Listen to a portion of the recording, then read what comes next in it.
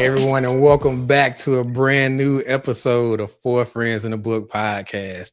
My name is Chris Colson, and of course, I'm here with my friends Isaiah Tukes, Kimberly Lake, The Real Reed, and this book for the month of October, we are reading Matriarch by Miss Tina Knowles. Look, we know have a good memoir over here on Four Friends in the Book, so it's only fitting that we kick off our season 6 with a memoir biography told from none other than Miss Tina Knowles. So again, look, if you're tuned in for the very first time, we are a book club, book reviewers, make with just table talk amongst friends. So we meet here each month. Again, we read a book. We kind of come here and chat, catch up, and talk about things that may or may not relate to that book. So if you're not familiar already, please go back and get caught up in current before Friends in the Book podcast, because we have great books, great conversations, and at the end, we have these great rants by my good brother Isaiah Tukes, where he wraps up the show each month, giving us a rant, speaking straight from his heart, whatever's on his mind, and he just rants for 60 seconds. So again, tell a friend about Four Friends in the Books. We have great books, great discussions, and just a good vibe of friends over here. So, all right, let's get into it. So we are, again, reading Miss Tina Knowles. Look, Celestine and Beyonce, the government name. Like, that was new for me. I didn't know her background, that was her name, but better known as Miss Tina Knowles, also known as Badass Tina B. Look, if you read the book, you know about Badass Tina B. Right. Again, just a mother of Beyonce and Solange Knowles, the course superstars, designer, stylist, businesswoman, entrepreneur, philanthropist. But now she's kind of giving us her firsthand account with her memoir, Matriarch, where she kind of just covers her childhood, being a mother, and also stepping into this new season of life where, she's, kind of taking a back seat and really just kind of finding herself again after all the things that she's done with, Destiny's Child and just being a mother and raising some superstars and, being a wife and all those different things. So let's get into this book. Let's unpack it. Let's discuss it. Look, again, you love a good memoir over here, so I'm kind of excited to hear what you guys think about this book. So first question, you already know what it is. If you had to rate this book on a scale of 1 to 10, what would that be? And just overall, what did you think about this book? Like, I'm gonna let my good brother kick this show off, man. What did you think about this book, Matriarch by Miss Tina Knowles? So, Miss Tina Knowles, I kind of follow her a little bit on her Instagram story. So she always been like a pretty open book. But I think once I read this book, it just basically gives you an opportunity to just know her story more. She started out with the lessons of her childhood and just a history lesson of her family, how she raised her kids, how she was raised, and how she just played an important role with her daughter's career, despite not even receiving the credit that she deserves once she digs out into those details. And also, she just basically told many stories about her family, their experiences, but she also kept the privacy of, she didn't expose too much, but she just gave you her experience of how she, dealt with situations. And so, later on in the show, we're gonna get into, while I fell in love with this badass Tina B. She was a rocking person. I actually could roll with her then. You can also tell that she was actually carving out her future, at an early age for how she just basically handled through life. And just from the very first chapter, I felt like I was sitting at the feet of an elder. You can feel her patience, her hustle, her faith in God, her southern roots of when she was growing up in not Tennessee, but Louisiana and Texas. I just saw my mom in this book. I saw my aunties in this book. I saw the cities, because I come from a small city as well, in these pages, and it just made it even more personable for me. I rate this book a 10 all across the board. Okay. But boy, coming out strong for season 6 opener with a 10. Okay. Coming to Kimberly Lake next. So Isaiah, look, he giving it the 10. So what are your thoughts about this book? And if you had to rate it, what would that be? I really enjoyed Miss Tina Knowles' book. I also follow her on Instagram. She's very active on social media. She posts a lot of funny stuff. So if you don't follow her, follow her. But I really Mhm. enjoyed her book. I listened to it on Audible and she read it. She was very thorough, from childhood all the way to adulthood. I thought she was very transparent. She was an open book, and even like the details. Because I was thinking, like, if I had to write a memoir, I'm like, I don't know if I can remember all the details she was Right. remembering, but Mhm. she was very detailed. I thought she did a great job, telling her story, sharing her story, and I've realized that I love reading or listening to memoirs that I can kind of I know it like the time, like I grew up with Destiny's Child, so I can kind Mhm. of relate to it. So I really enjoyed when I was listening to it. I was like, oh, I really enjoy memoirs where I can like relate to like the timeline. So Mhm. I related to this timeline because me and Beyonce, we in the same age range. Right. It's a launch. So it was cool to hear her side of the story because I saw growing up a certain thing presented to the public, but to Mhm. get the behind the scenes workings of like her life and what's happening. Because I would see her, interviews on the red carpet, but just to hear her story about her childhood up until now, I just thought it was really great. Mhm. If I could rate this book, um, I actually would rate it. I know you, sorry, Chris, but I was gonna give it a 9.5 because I thought it was really great. So Mhm. I would recommend her memoir to anybody. Look, I thought we left these little half ratings back We in did. season We five. did Just not. round it up. It's a We 10. did not. We You did I gave not. it a know. 10. Yeah, She gave the it a reason you could 10. just She gave round it it a up. Just 10. round it Yeah. up. It's a Yeah, She you gave could it have a 10. just 10. rounded up to Did a I get a 9? 10. I feel good. 9.5. Yeah, I thought we was on hold number for season six. I guess not. So, all 9.5. Mm-mm.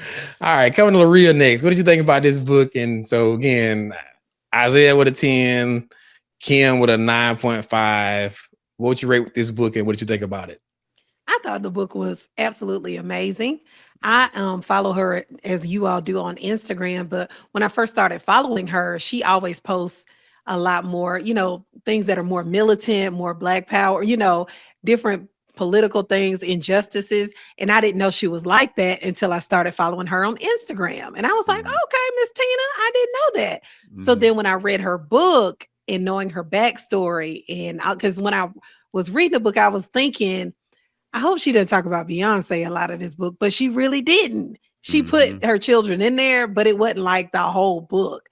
And Mhm. just hearing her backstory, her life, Matthew and all his stuff, going all the way through A to whole bunch of now. stuff. I Whole bunch mean, of stuff. it was like a saga. And a lot of the stuff that when I was first reading it, and I told my mom, before she passed, I said, Mom, you a lot like Beyonce's mama. Y'all both the youngest Mhm. child. Y'all both Mhm. real spitfire. Y'all always trying to fight somebody and acting up and but Mhm. she was just, and she's just an inspiration.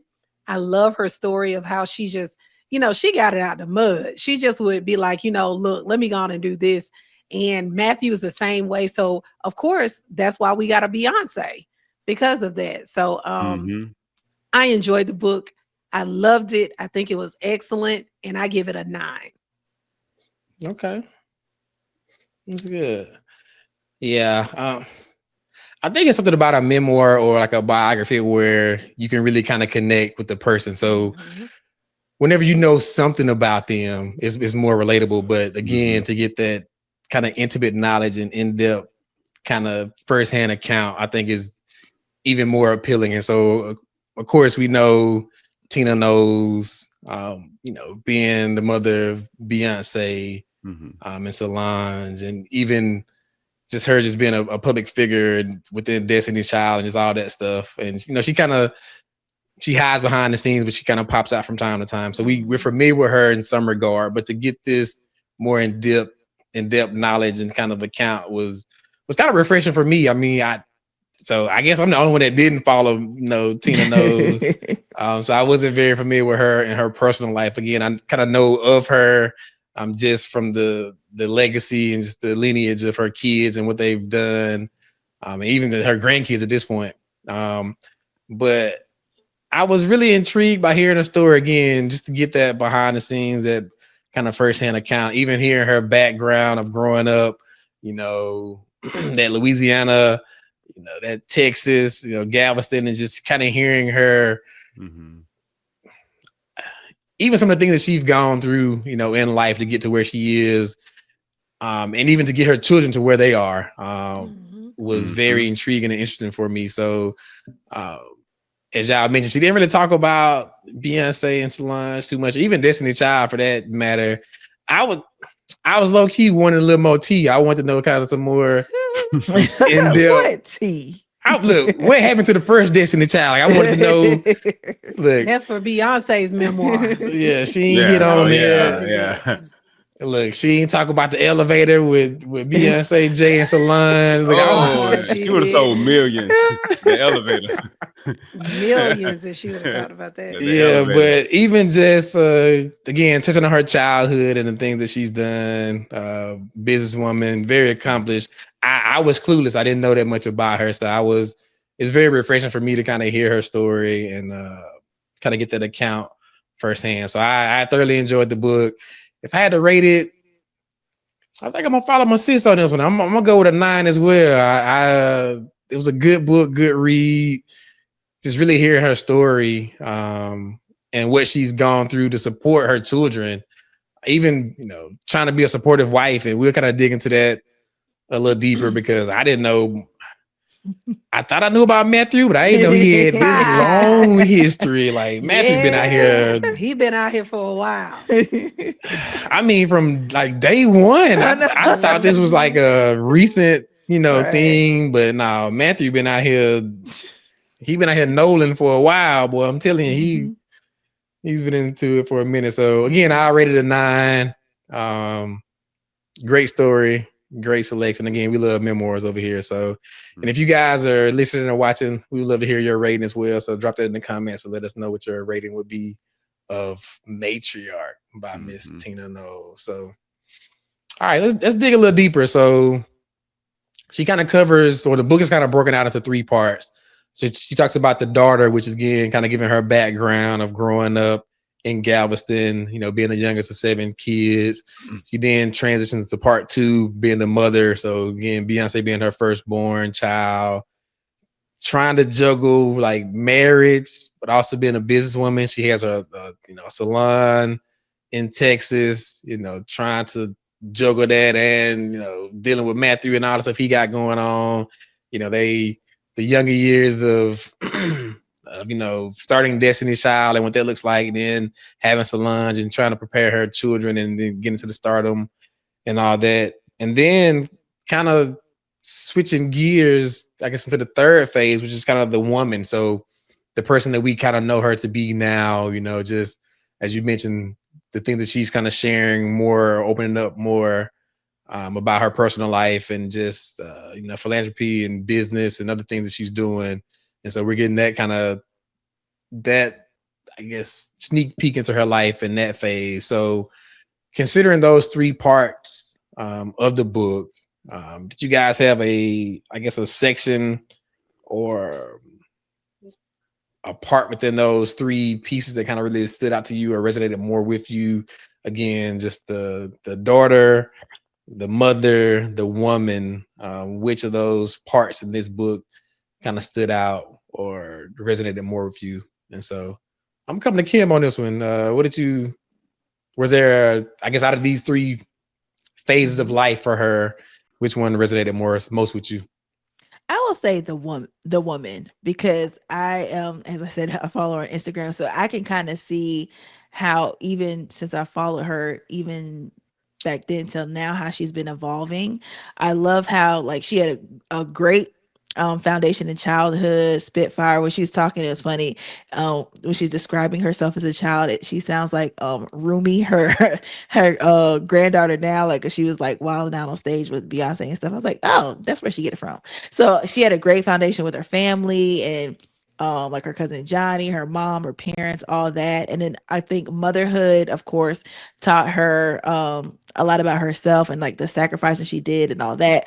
But now I just feel like she's feeling herself now as a woman, and she's really come into her own. So I can like relate to that, because I feel like I'm in that area too. In the 40s, you just start feeling like you just feeling yourself coming into your own. So I relate to her as a woman right now, and just the lessons she's learned and about how she sacrificed for her kids, and she didn't really realize that she's putting herself on the back burner in her marriage or with her kids or with her family, and like now she's pouring into herself. And I think that's very important just for women to be like that in general. So I just really love the journey she's on as a woman, and she's still writing her story now. Like she said, she would love to be in love again, and she's just showing me like that there's still more. Because once you get 30, then you get 40, people like it was downhill from there. But her story just shows like you can still just be going up, and I love how she's still going up. So Miss Tina Knowles can go up, I can go up too. So I relate to her woman section of the book the most. Okay.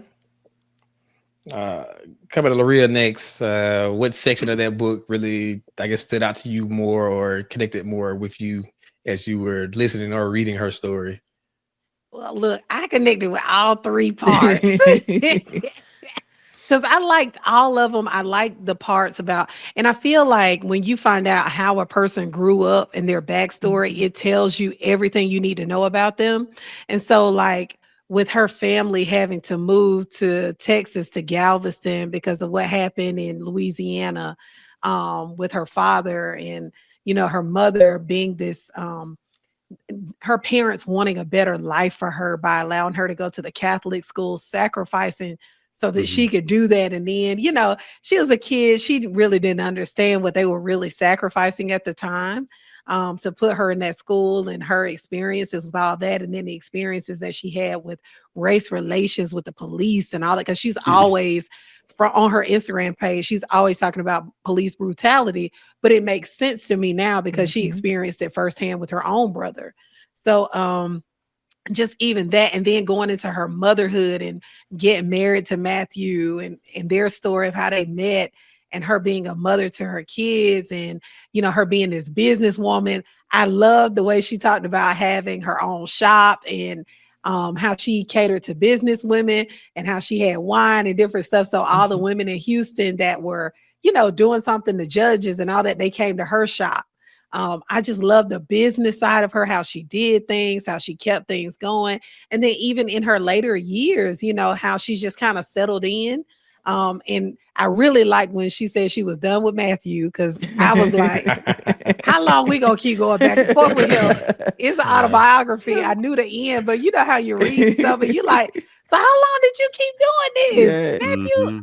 Because she really, I think she believed he was the love of her life. He just could not get his act together. And so, that side of her, it was just so many interesting parts. And even seeing when she talked about Beyonce with the Dangerously in Love album, how they said there were no hits on that album, but Beyonce stuck to her guns. And I believe that's because she came from a mom like Tina B, and saying, I'm not changing nothing. You're going to play this record. This is going to work. This is going to work. And she had all those hits on there. And she just said that Beyonce always knows her stuff. She knows her music, just like her mom was so assured of when she started that business. I'm going to make it in this business. I'm going to do well. I'm going to have this hair shop. I'm going to, you know what I'm saying? It just seems like they have that grind and that grit to what they do, which helps you understand how Beyonce is who she is. And then she's got it on both sides, because her dad's the same way. He might have been out there, but he's still a great businessman. So I think it was just each one of those areas. I couldn't nail down which one I liked the most, because I felt like I learned so much about her and about perseverance and really sticking it in there with your family. If you believe in something, going forward. And she really believed in Beyonce's vision and what she saw her to be, and supported that, even to the point of having to shut down her own shop to travel with her. Like, those are major sacrifices to make as somebody who loves what they do. So I loved every part. So I can't say which one I didn't like.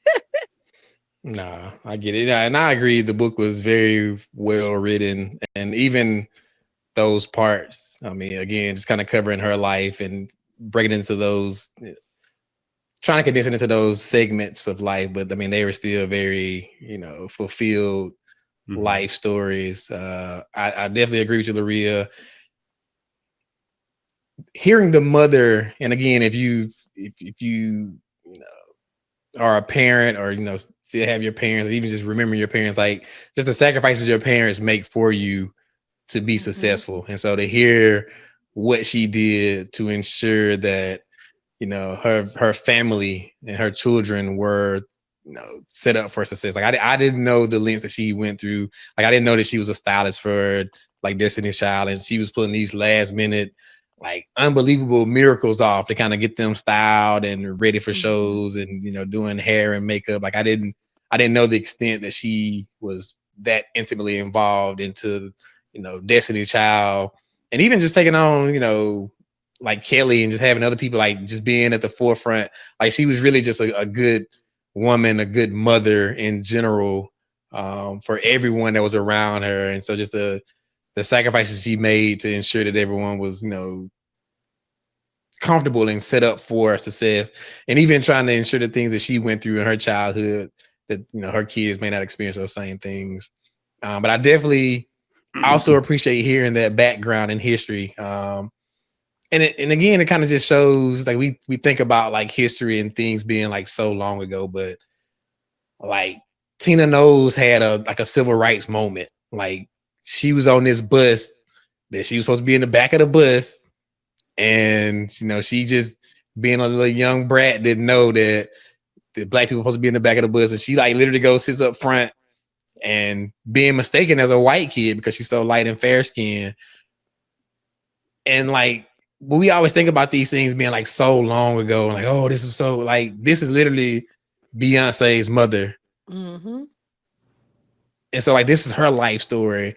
And so when we often hear about like civil rights and racism and inequalities like being so long, oh, that was so long ago, why y'all still worried about that? Like, no, this was literally a world superstar's mother, right, in her childhood, having to go through these things of like not being allowed to sit in certain areas on the bus, or even as mentioned, like the being profiled by the police, which are still things that we're dealing with today. So I really just love hearing her background, her early childhood. And as Laria mentioned, like it does help you to understand like why she is the way she is now, based on her background and kind of the way her upbringing and the things that she's kind of gone through. So I think for me, it's kind of a blend between the motherhood stage and also just that the daughter early childhood life that she kind of conveys in her book. So Isaiah, was there, I guess, which part of the book kind of stood out to you the most? That daughter, motherhood, woman phase of Matriarch. It was the daughter, the bad teeny B, the spirit that just rose in her. Like just seeing how she told the story, how her family just dealt with constant racism growing up in Galveston, and how they harassed her brothers growing up the police. And the thing with the birth certificates, because that stuck out with me, because my family also dealt with that as well too. Of when you was born back then, and you were just lucky to get a birth certificate, and they just spelled your name any kind of way. And that's why my last name has 3 names, because my grandfather always told me these stories as well too. Was we all came from the same lineage, just that they wrote your name any kind of way on their birth certificate. I'm like, when she said, I'm like, my granddaddy told me that as well too. But the thing which I most resonated with her was that she grew up with older parents, as is I. So they was kind of tired by the time they had their youngest child as well too. So we got to rebel just a little bit, but I had the space of being like she did, of asking why and always questioning stuff. And they gave me the opportunity to ask those questions. And it didn't come from a disrespectful place. It came from, I wanted to know why was certain things going on. I wasn't a passive child, but I'm respectful. But I asked questions. I didn't want to just sit in a room and just be seen and not heard. If something stood out, I was given the space and the opportunity to ask why. And I'm glad that she brought that up as well as too. It was okay of being Black and in a situation. Like it's okay of being represented in spaces that they say that you didn't belong to. And I touched on this before, of me not being represented in spaces and going multiple degrees later.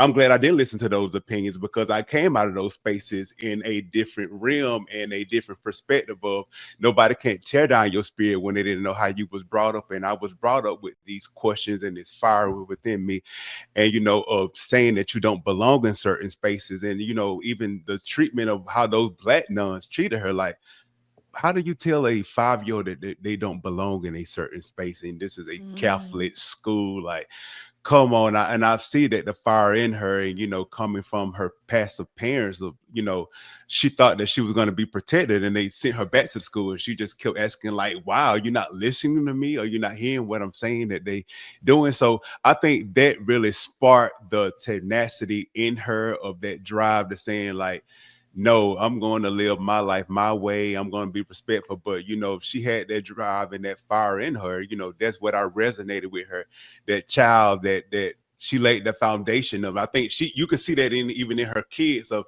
she passed that down to her kids and her grandkids, because she'll tell you now, you say anything about her grandkids, she's coming for you.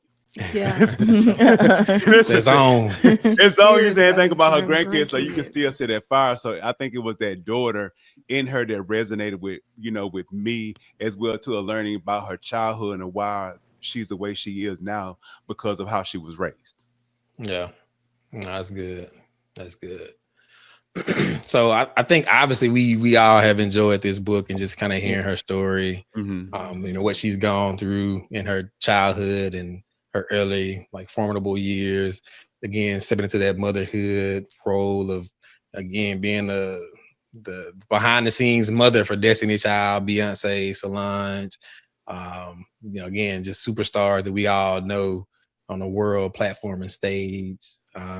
And also even, again, dealing with the business side, being a wife, trying to juggle those things, and stepping into the womanhood and kind of going through the divorce and finally leaving Matthew and trying to, I guess, kind of refine herself in that. So obviously we all enjoyed the book.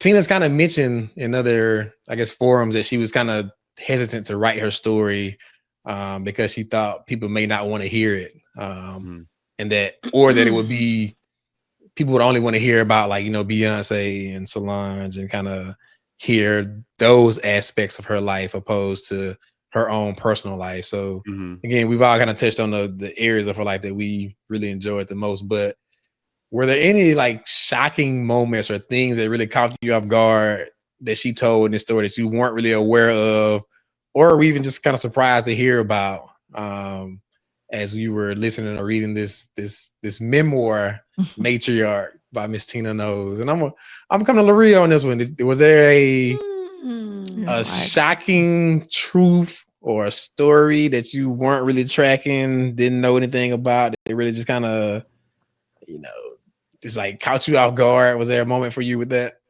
Well, when she talked about how she met Richard Lawson, I didn't know that he was the brother of her best friend, like her good friend. I was like, what? Because I was wondering how they met. And I was just thinking, they knew each other from Hollywood and all this, but no, they like knew each other for years. Yeah. That was shocking to me. I had no clue about that. I was shocked that she stayed with Matthew Knowles that long. I mean, I'm still on that, like, what?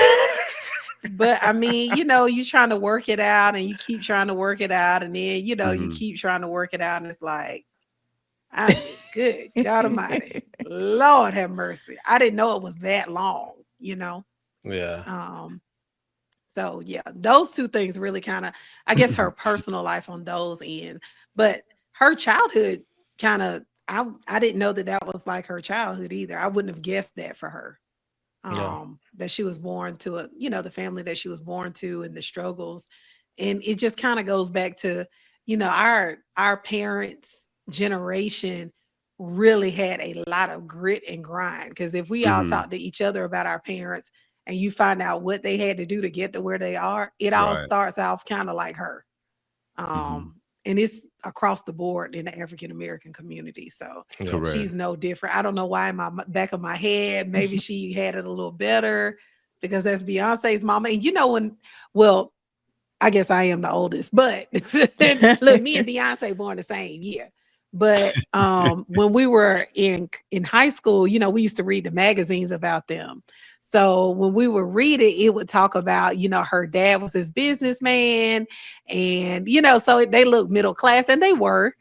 So in my mind, they probably came from money because you didn't see a lot of Black people in the 80s and 90s that came middle class like that. All the people we saw was coming from the projects.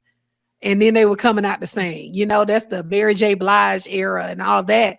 So to see some girls that were like middle class like us when we were high school, we was like, what? You know, two-parent household. We never saw that in R&B groups at the time. So for them, it was just like, oh, okay, they like kind of like us, okay. But I was thinking maybe they came from money, but really they didn't. They just worked hard to get to where they were. So yeah, that's what was kind of surprising to me. Yeah, I think for me it was a whole bunch. Like I didn't really know much about Tina, so I was really surprised. And again, it was a great read for me. Like I didn't. Larry, you kind of touched on it. Like this whole like Matthew Knowles situation. Like I didn't know that was a long saga. Like I didn't know they had all these different separations and like I mean, even from like childhood of Beyonce, like all the way back to her being born, like she was like, nah, I can't be with this man. Like I didn't know it was that deeply rooted. And it had that like such a big deal. And honestly, like even thinking about that now, because like I was kind of saying it jokingly earlier about like the Jay-Z, Solange, and Beyonce in the elevator, but like I can now see why Solange might have went off on the deep end because like she saw a lot of this stuff in her own parents' life with this whole like this infidelity and all this cheating and stuff and the impacts that it had. So like I can understand why she would feel a certain way about now seeing her sister in a similar situation. So I mean, I didn't know it was that deeply rooted with Tina and Matthew. I didn't know that, you know, Kelly was living with them. Like I was just clueless. It was a whole bunch that I didn't know. I didn't know she was like actually like making all the wardrobes and doing all the styling for Destiny's Child. And again, like really a trendsetter in that regard, because everyone else had these, you know, designers and you know, stylists that were, you know, going and getting these, you know, high-end fashion stuff. And she was literally on a sewing machine, like making it happen. Like last minute, like literally needle and thread in hand, and you know, really changing the game as far as fashion with the styling of Destiny's Child, and even, you know, even with Beyonce in her early years. So just so much that I was just unfamiliar with and just kind of shocking to know. But yeah, that Matthew thing, it was a little deep. I'm kind of curious. I want to look, Matthew, bro. When you gonna write your story? Like, what? You ready for Does the he Matthew? have a book? I want to say I don't think he does. He doesn't have I don't think he has a memoir though. I Okay, think he might it's just like have a book, but I feel like I think it's like a business kind of that kind I of feel book. like he has a book though. Well, nah, Matthew, we need that memoir, bro. We need one from everybody. Right. Yeah. All right, coming to Isaiah next, man. Was there a moment of just unexpectedness that you found in this book, or something that was really shocking that you weren't familiar with, and reading and listening to the story? I know she talked about I wouldn't say the bad, but the upsetting times with Matthew, but she also talked about the good times with her, you know, how he stood up for her, how he was just so kind to her. You know, I think when they got married and her mom passed and she was 26 years old, but he stood up and he stood beside her. Even the record label situation, when they tried to get rid of her, you're gonna tell me as Destiny's Child manager that you're gonna get rid of my wife, and he flipped the lights off and flipped them back on, and just remember who keep these lights on up in here. And he stood up for his wife, like, you know, that's what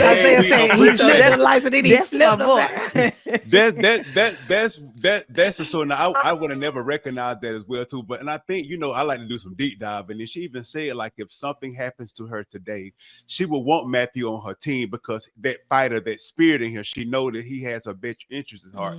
They'll never be in that romantic relationship, but she will always love him like a brother. So that up and down, that turmoil, I think, you know, that even though that I know it's so much that she could have said, but she did keep it as if her grandkids and her lineage will have to read this book one day. So you don't want to be too disparaging as well too, but I like that she did talk about the good times when they went to Egypt. You know, that's where she conceived her youngest child. That, you know, I know it was some good time in those 33 years of marriage, but it's just that like how she said, like the bad times when you're keep getting over and over again this situation, and she called it an illness. Like, you know, that's what, you know, separated her from him. But, you know, the good times is what she didn't want to leave him because she know how good of a person he is, how he will fight for her. And I think, you know, that was I like that she actually put that in there about, as well too, inviting even to his new wife when they all went to, I think, Beyonce's 40th birthday party, making sure that she wasn't ostracized, in a room full of people. Like, she told even her daughters, like, I know you have me, but making sure that she's welcome as well too. Like, you don't have to be Team Tina. Like, we're just gonna still be kind to her as well too. I still like that she was always trying to be the bigger person and in the situation that she was in. Yeah, that's good. All right, coming to Kim next. Any moments or kind of eye-opening things that you weren't familiar with Miss Tina Knowles that you were kind of made aware of in her book, Matriarch? Well, I didn't know she was in a singing group when she was younger. I've Right. never seen her sing, or I don't even remember her talking about singing. So to hear about, like, she was in a group and she was like, I want to be a singer, and was trying to pursue that as a young child. I was like, oh, that's surprising. Also, it's just random to me, like, how big, like, her mom taught her about tithing.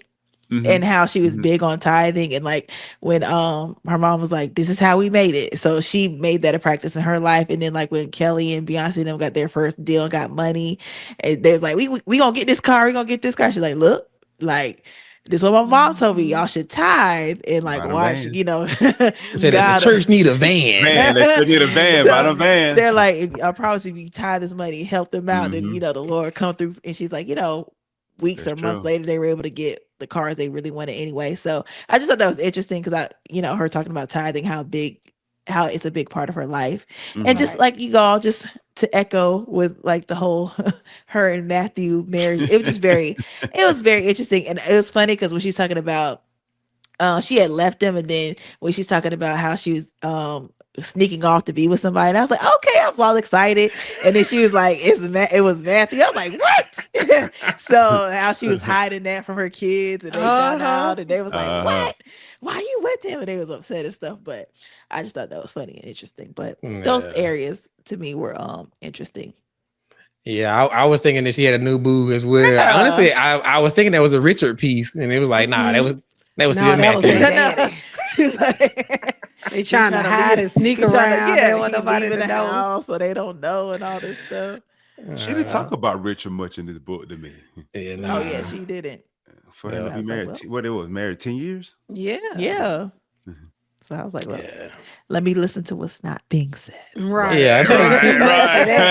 Yeah. I tell you, like, them areas, I feel like she kind of glossed over, which was probably best suited, but there were some areas I wanted her to kind of talk a little bit more in depth on, but she kind of glossed over those real smoothly. So, but overall, good story. Good book. So again, guys, the book for this month, Matriarch by Miss Tina Knowles. If you haven't already, definitely check this book out.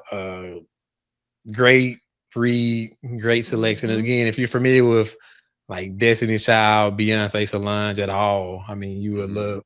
I'm pretty sure you'd be intrigued to hear, the driving force behind that. Even, we've kind of talked about Matthew on the negative side, but as Isaiah mentioned, like, he was, vital to the success of that group and kind of starting and just really pushing them. So him and Tina both were, instrumental into what we know of, Destiny's Child and Beyonce and Solange and what they are doing now, just in entertainment. So definitely a tribute to her and what she's done. And so it was refreshing to kind of hear her story, her firsthand account in her memoir, Matriarch. So if you haven't, check it out, pick it up. Look, and let us know what you think about it here on Four Friends in the Book.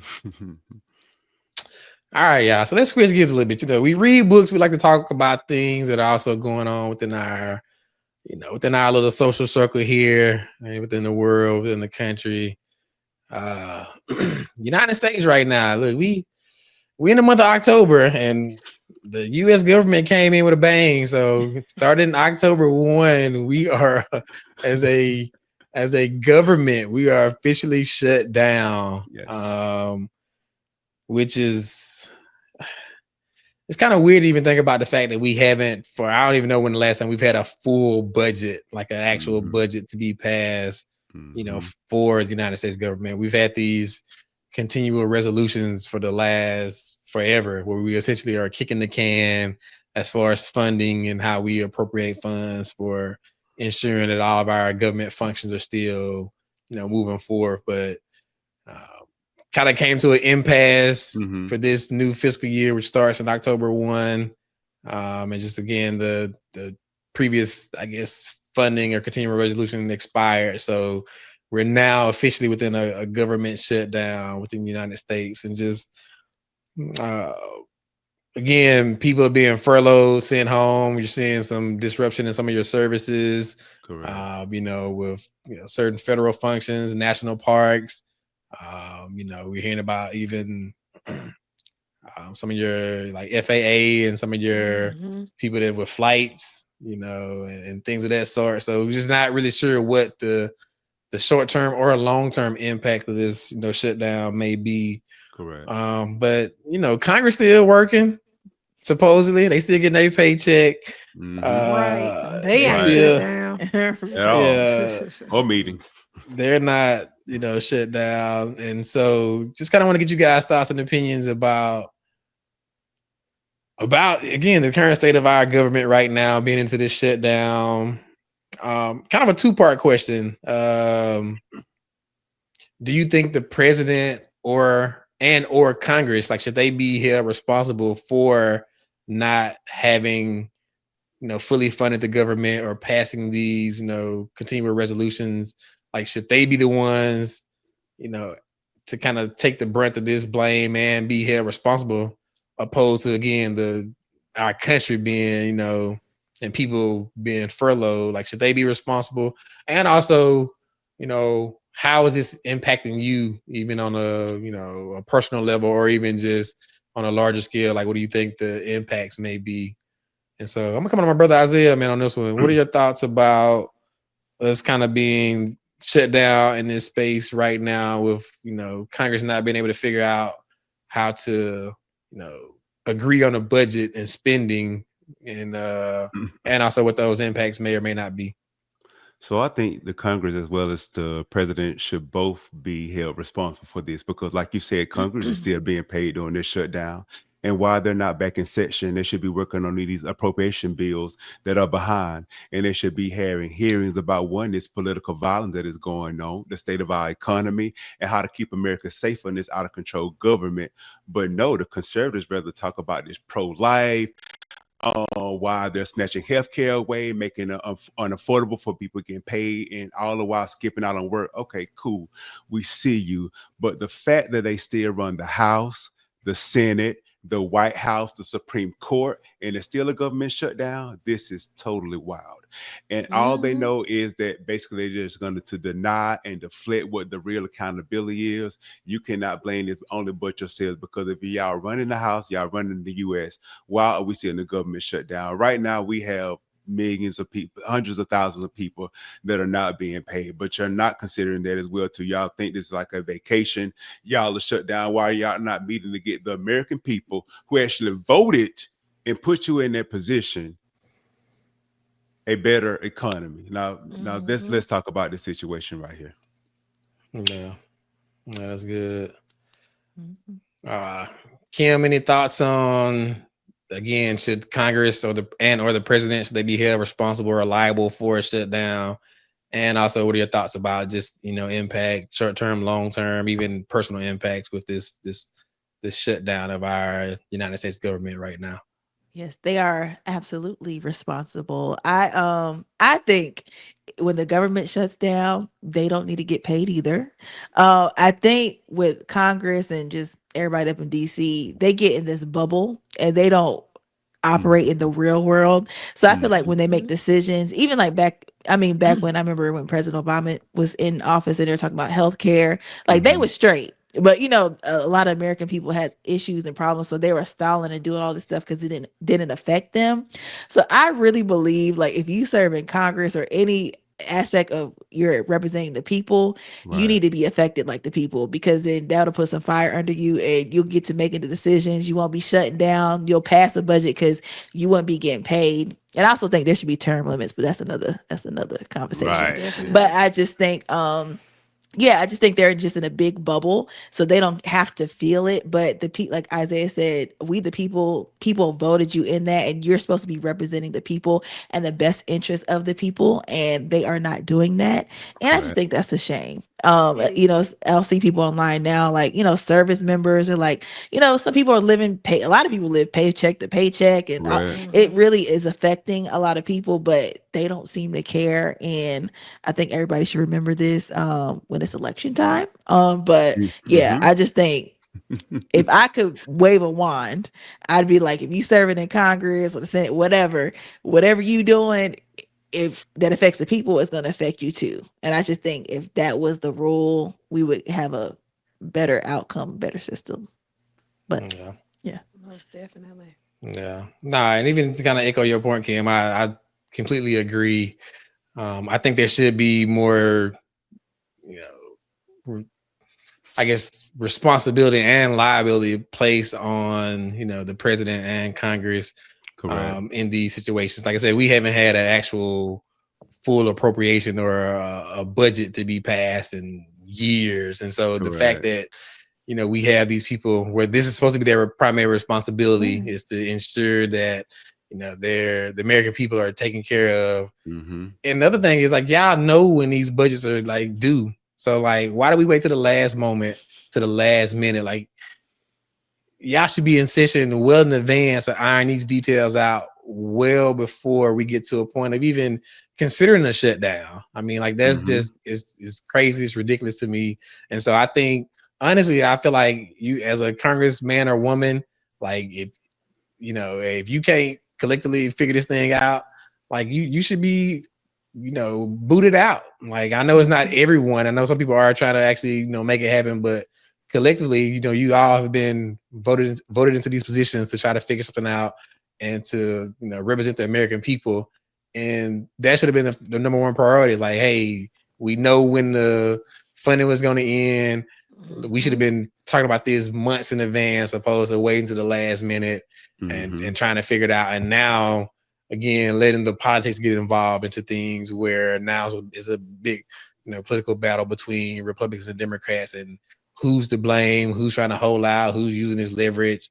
And honestly, they use the same tactics on both sides. And so, like, Mhm. neither one is better than the other, and they both are doing things that Right. aren't really fully representing the people. And so I Mhm. definitely think they should be held responsible for this. Even me being a federal employee, so like right now I'm furloughed, so like I'm without job, without pay, and Mhm. so there's Mm-hmm. a bit of uncertainty as far as what, you know, short term and long term impacts of this, you know, may be for me personally. And so I'm pretty sure, as Kim mentioned, there are people that are living, you know, paycheck to paycheck, and just their Most anxiety of how they're definitely. gonna make, you know, ends meet. And we're kind of stepping into the holiday season, so like it's kind of Mhm. hard to think about, you know, Right. not receiving pay, you know, because honestly, we don't know how long this shutdown is going to last. So, Mm-hmm. I mean, the last Most one was for definitely. 35 days. We don't know how long this one may be, but can people truly survive another month of not being paid? Hey. Like, Right. and what the Right. economic impacts of that may be. And so, I think that's where Congress should really be focused on, like, really standing up for the American people and really doing their job. And so, like I said, they're still getting paid. You know, they're still, you know, doing what they're gonna do, but they should most definitely be held responsible and liable for having us in this situation, Correct. and not doing anything about it. So, look, Yeah. as my boy Isaiah say, you know, that's that on that. That's that on that. Yeah, like my little mini rant over here. No, it's the truth though. Yeah, Laria, any thoughts about just shutdown? You know, just kind of where we are right now, you know, even Yeah. impacts, short or long interim impacts. And also, you know, should the president and or Congress, should they be held responsible for this state that we're in? Yeah. Well, it's infuriating to me. I get ticked off when I Right. start thinking about it because it's like these are families, these are Mhm. lives. These are not just numbers where you like, oh, we got 10,000, like 10,000 families for a certain area, Correct. 500. Like this affects everybody. And if you've never been broke before, you don't understand what that feels like. People have daycare for their children. They have, things that they plan to do with their families, and they have to have a paycheck. I mean, it's just, if you don't have a paycheck, you can't pay your mortgage, your rent, your groceries, and stuff is so high now. You need every check you get.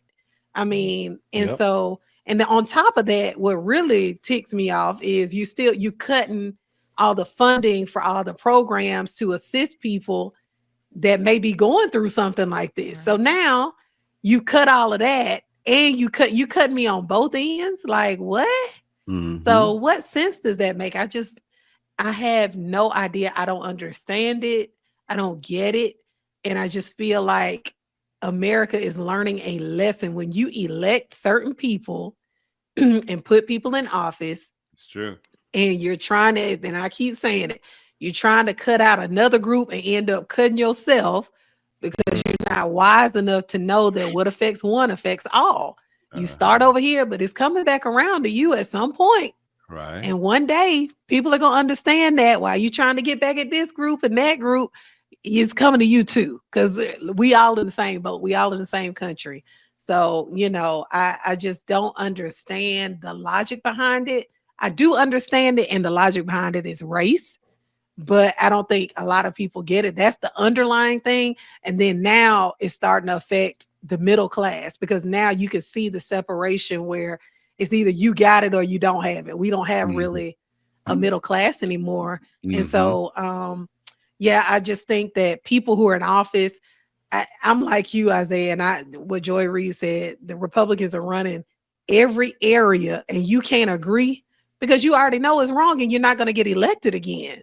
By cutting, they were showing healthcare where a family would be paying $500 and then it would escalate up to $2,000 a month. Like, what in the world? How is somebody supposed to pay that? Yeah, who can afford that? $2,000 a month. Right. Going from $500 to $2,000 for a family of like four.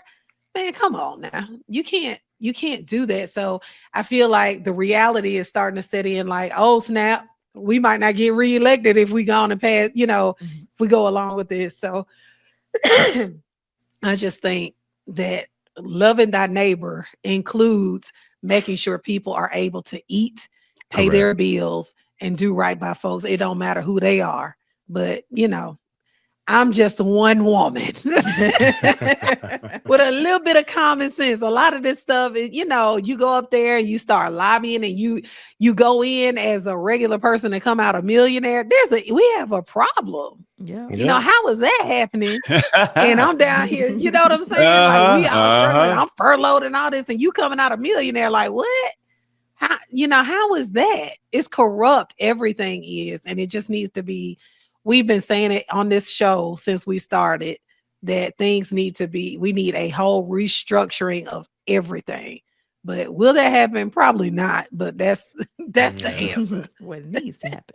Keep preaching, Reed. Yeah, like I think we all kind of ran on this one because again, like they're self-regulated, so of course they're not gonna impose these things to limit their power. So I don't, and I hope that the American people are waking up and kind of seeing how things are playing out now. And maybe that could be the catalyst for us to kind of implement some of this change, but it's still, we have to work through these people. And I'm just not sure how willing they are to relinquish their power. So, yeah.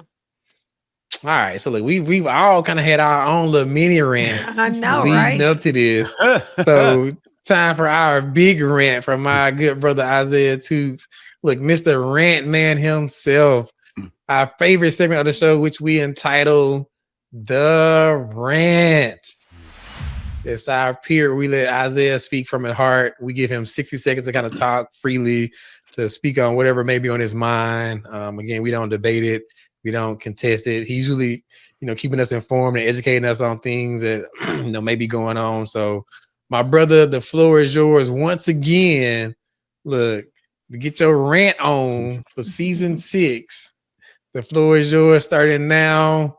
Go. I want to take a moment to show some love to Assata Shakur. She's a former Black Panther activist, and she was all about Black liberation.